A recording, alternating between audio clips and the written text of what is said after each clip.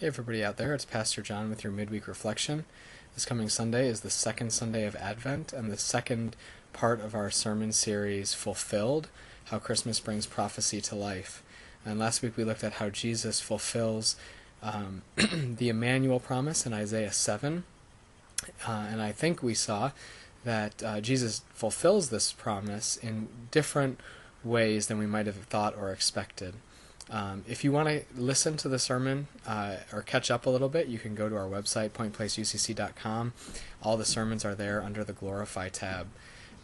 This coming Sunday, we look at the second prophecy that the gospel writer Matthew tells us that Jesus fulfills, and that's from Micah 5. Now, if I asked you where Jesus was born, if you've been around church for long or celebrated Christmas there, you probably know the answer to that question, which is Bethlehem. But if I asked you why God had the Messiah, had Jesus born in Bethlehem, how would you respond to that question? Why Bethlehem? And this comes from our typical way of reading and interpreting and approaching the prophets. We tend to ask the prophets questions like where and when and which, and we kind of view it as a code that we have to figure out and answer very specific multiple choice questions. Where was Jesus born? Bethlehem.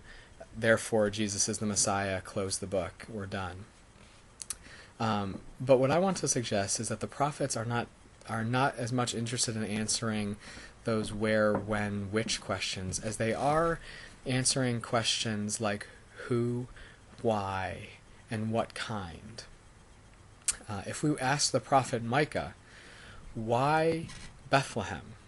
What kind of Messiah would be born in Bethlehem? How would Micah respond, not knowing really anything about Jesus? What kind of Messiah? Who was Micah expecting? Not by name, but by what kind of person? What kind of deliverer would be born in Bethlehem as opposed to, say, Jerusalem? So these are some of the questions we're going to ask this week. And I think, and I hope, that taking this view of prophecy that looks at the whole story and asks the questions that inspire multiple answers and deeper answers than where, when, and which, I think we're going to get a whole lot more out of Micah's prophecy and Jesus' fulfillment of it by being born in Bethlehem. So, as always, I look forward to worshiping with you as we live the gospel life together. And until I see you on Sunday or some other time, I pray that God would bless you.